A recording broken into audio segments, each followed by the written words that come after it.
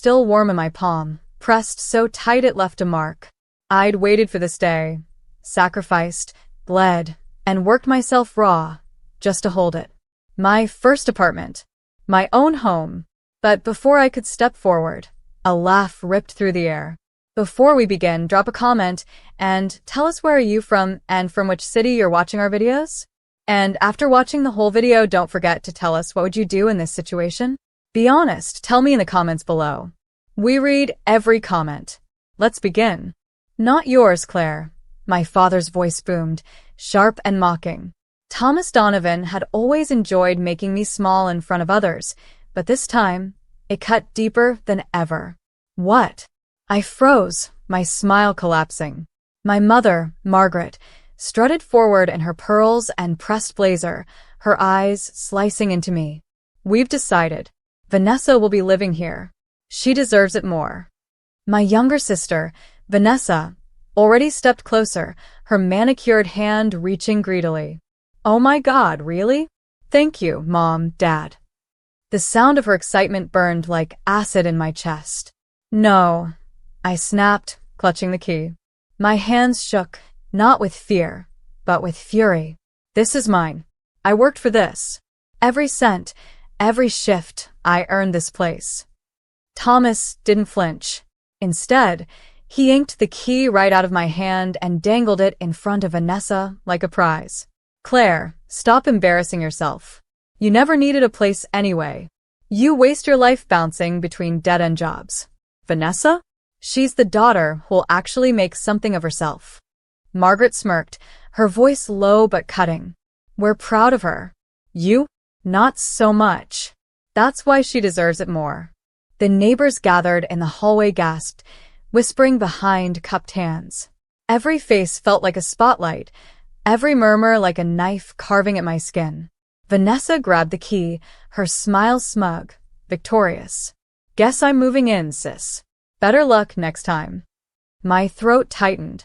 I wanted to scream, to tear the walls down around me. Instead, the words slipped out in a whisper. You're stealing from me. You've always been dramatic, Thomas scoffed. Grow up. And then, the sound of polished shoes echoed behind me. Heavy, certain, unshakable. Every whisper stopped. Every head turned. Ethan. My husband.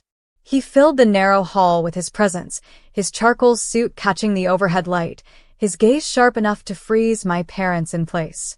Neighbors stepped aside, almost instinctively, as if power radiated from him. Vanessa's smug grin faltered. Margaret's posture stiffened. Even Thomas's confident smirk wavered. Ethan walked straight toward me, slipping an arm around my waist. His voice was low, but commanding. Claire. He kissed my temple softly, then turned his icy gaze on my family. Without another word, he pulled out a sleek folder, heavy with embossed seals, and dropped it on the reception desk with a thud that made everyone flinch. This, he said, his tone cutting through the silence, is proof that not only does Claire own this apartment, she owns the entire building. Gasps filled the air. Vanessa's hand shook around the stolen key. My parents stared like the floor had just been ripped out beneath them. And for the first time that day, I smiled. The hall was so quiet, I could hear my own heartbeat. My father's hand twitched as if he wanted to snatch the folder Ethan had slammed down, but he didn't dare. The neighbors who had gathered leaned in, eyes wide, waiting for the explosion. What do you mean, she owns the building? Thomas finally managed, his voice cracking despite the stern mask he wore. Ethan didn't even look at him at first. He kept his arm around my waist, steadying me as if every ounce of anger in my chest could spill over any second. Then, slowly, he turned his piercing gaze on my father. Exactly what I said, Ethan replied coldly. He flipped open the folder, sliding out a thick sheaf of documents stamped with signatures and seals. Deeds. Contracts. Everything is under Claire Donovan's name.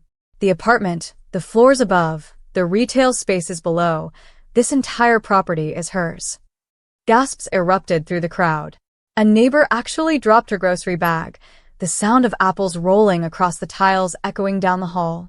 Vanessa clutched the key so tightly her knuckles went white. That's not possible, she stammered, shaking her head. She doesn't have that kind of money. Careful. Ethan cut in, his voice like ice.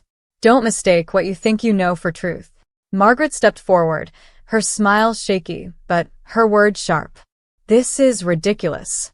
Claire could never manage something like this. She can barely keep a steady job. That's when Ethan's lips curved into the faintest smirk. Which is why she married me. The words dropped like thunder. Every eye in the hall snapped back to me. My parents' faces drained of color as if the ground beneath them had collapsed. Thomas's voice came out as a hiss. You married him? I straightened, no longer shaking, no longer small. I looked my father dead in the eye. Yes. And unlike you, Ethan believed in me when no one else did. He stood by me while I scraped for every dollar. He never mocked me for not being enough. He saw my worth. For once, my voice didn't tremble. It cut. Ethan's arm tightened around me, a silent show of strength. He pulled another document from the folder and slid it across the desk. Here's the part you'll like, Thomas. I know you've always been obsessed with money. See that stamp? Paid in full. No mortgage. No loans. No debts. Claire is the sole owner. The crowd murmured louder. Phones were already out. Neighbors recording, whispering, some even smiling like they'd just witnessed justice itself. Vanessa's jaw dropped. But you said you were saving for years, Claire. You said this apartment was your dream. You lied. I turned to her, finally letting the fury show in my eyes. I didn't lie, Vanessa. I saved, I worked, I bled for this. But I also built a life beyond the one you all tried to trap me in. While you mocked me, I grew stronger. And now, I glanced at the folder, then back at her trembling hand clutching the key. You're standing in my hallway holding my key to my apartment in my building. Her face crumpled. She dropped the key as if it burned her. The metallic clink on the floor echoed through the hall. Margaret's voice turned shrill. This is absurd. You can't just walk in here and humiliate us. Ethan cut her off with a low, razor-sharp tone. Humiliate you? No, Margaret. That's what you did to Claire. In front of neighbors, in front of friends, for years. But today, he pointed to the folder, his eyes narrowing. Today the world sees the truth. She's not the failure you painted her as. She's the owner. And you are nothing more than trespassers. The word hit them like a slap. Thomas staggered back a step, his face blotched red with anger and shame. This is insane. She's our daughter. We were only trying to control me, I snapped, cutting him off for the first time in my life. My voice rang out, strong, commanding. All my life, you've decided what I deserve and what I don't. You took my choices, belittled me, made me feel worthless. But not anymore. Not today. For a long, tense moment, no one spoke. The hallway buzzed with the weight of what had just been said. Then Ethan reached down, picked up the fallen key, and pressed it back into my hand. Claire Donovan, he said softly but loud enough for everyone to hear. This belongs to you. And no one can take it away again. The silence broke with whispers. Neighbors clapped quietly, some nodding in approval. Others looked away from my parents, disgusted. Vanessa's face turned pale. Mom, Dad, let's just go. Margaret sputtered. We're not going anywhere. But Thomas grabbed her arm, his pride crumbling as reality sank in. His eyes flicked between Ethan and me, his voice bitter but weak. This isn't over. I met his glare without flinching. Oh, it is. And with that, Ethan opened the apartment door, my apartment, and guided me inside. The sound of the door slamming shut behind us felt like the final nail in the coffin of everything they'd tried to steal. But deep inside, I knew this wasn't just about the apartment. This was the start of something bigger. A war I never asked for, but one I was finally ready to win. The door shut, muffling the chaos outside. My chest heaved, adrenaline still rushing through my veins. I should have felt victorious, but instead, I felt raw, trembling, like every nerve in my body had been lit on fire. Ethan set the folder down on the granite counter of the kitchen and turned to me. His voice softened. Claire, breathe. They can't hurt you anymore. But even as he said it, a sharp knock rattled the door. Then another, louder, angrier. My father's voice thundered from the hallway. Claire, open this door right now. You don't walk away from your family like this. My jaw clenched. The words weren't new. I'd heard variations of them my whole life, whenever I tried to stand on my own. Only this time, I wasn't that weak girl anymore. Ethan's eyes narrowed. Do you want me to handle this? I shook my head, even as my legs shook beneath me. No.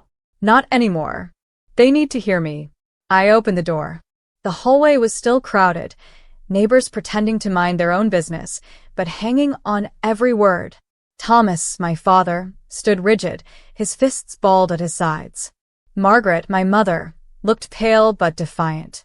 Vanessa hid behind them, her lips pressed thin, the keys she had once clung to gone from her hand. You think this is over? Thomas growled. You humiliated us in front of everyone. You made us look like beggars at our own daughter's home. Do you know what people will say?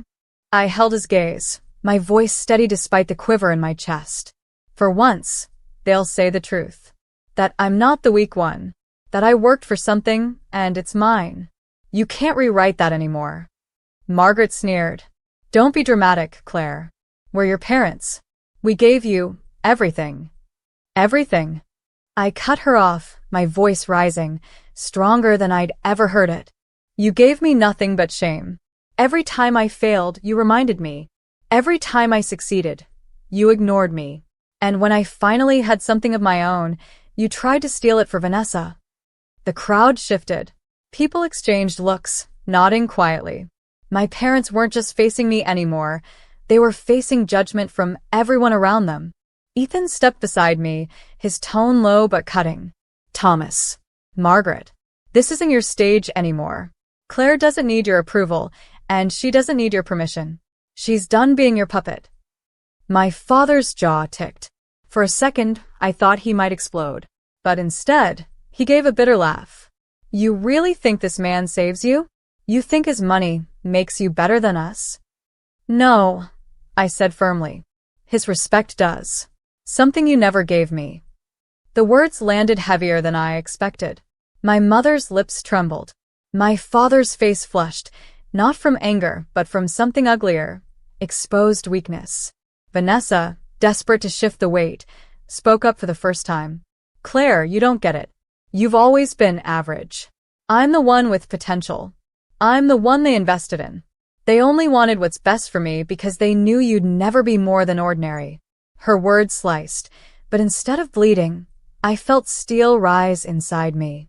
I stepped closer, my voice like a blade. You're right, Vanessa. I was ordinary. But ordinary doesn't break. Ordinary learns how to survive, how to build, how to fight when no one's in their corner. And now, I gestured toward Ethan, toward the documents, toward the apartment that was mine. Ordinary is the one standing while you're all scrambling. Her face went red. You'll regret this. Ethan chuckled darkly. No, Vanessa. You will. The silence that followed was suffocating. My father finally spoke, his voice tight. You think money protects you? This isn't over. We'll find another way. Ethan's eyes hardened, his voice calm but laced with quiet threat. Try it, and you'll find that Claire is not the girl you pushed around anymore. She has the law, she has power, and she has me. Push her again, and you'll regret it. Thomas looked like he wanted to lunge forward, but Margaret pulled him back, her nails digging into his sleeve. Her eyes darted to the neighbors, who still whispered, still recorded. She knew they had already lost. They turned to leave, their pride in ruins.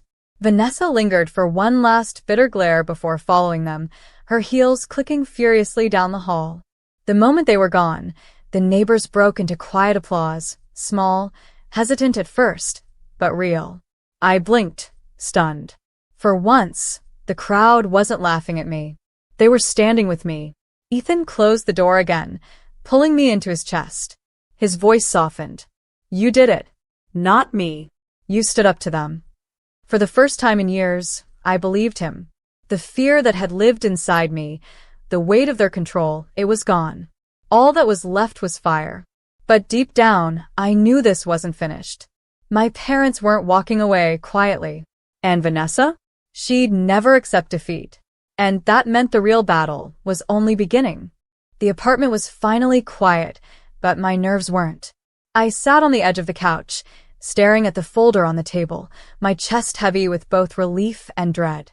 Ethan poured me a glass of water and handed it over, his eyes studying me. "They won't stop here," I whispered. "I know," he admitted, "but that's why we prepared for this." His tone made me pause. Prepared? Before I could ask, my phone buzzed violently across the table. Unknown number. Against my better judgment, I answered. Vanessa's voice hissed through the line. "You think you won? You humiliated us. You embarrassed Dad in front of everyone. Do you have any idea what that did to our family's name?" I closed my eyes, exhaustion flooding me. "Vanessa, the only people who destroyed your reputation are you and our parents. Not me." "You're going to regret this," she snapped. "You'll see." And the line went dead. I lowered the phone slowly. Ethan's hand rested on my shoulder, steady. "Let them talk. Their power only existed because you gave it to them. Tonight, you proved you don't anymore." But Vanessa didn't waste time. Within hours, the whispers spread online. Posts, half-truths, and lies painted me as ungrateful, as someone who betrayed her own parents. Anonymous accounts flooded the building's social page, claiming I had tricked Ethan into everything. I scrolled through the screen, my stomach twisting. "They're trying to ruin me." Ethan calmly took the phone and set it aside. "Then let's ruin their lives with the truth." He unlocked his briefcase again and pulled out another document, this one smaller, but heavier in its meaning. "I had this prepared in case your family tried anything. It's a legal notice. Trespassing, harassment, defamation, everything they're already guilty of. If they push harder, we push back harder." My breath caught. For years, I had no defense, no shield. And now I had more than protection. I had control. The next morning, as predicted, my parents returned with Vanessa at their side, their voices already raised in the lobby. But this time I didn't hide. I walked downstairs, Ethan at my side, the folder clutched in my hands.